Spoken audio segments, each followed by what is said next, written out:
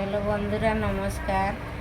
আজ থালি সাজিয়েছি আমার নাতনির জন্মদিন, তাই আজ বানিয়েছি, আপনাদের দেখাচ্ছি।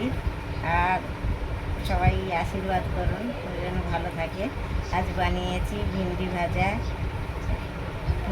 বানিয়েছি, বানিয়েছি কাঁচা কলা, আর ফুলকপি, আর করলা ভাজা, বেগুন ভাজা,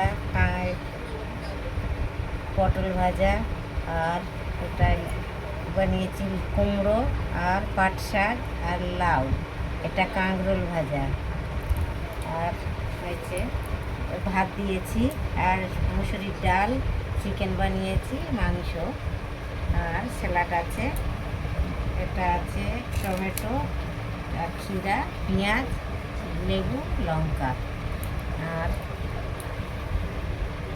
ভালো লাগলে লাইক কমেন্ট শেয়ার করবেন জরুর। Thank you. সবাই ভালো থাকুন। সবাইকার নমস্কার।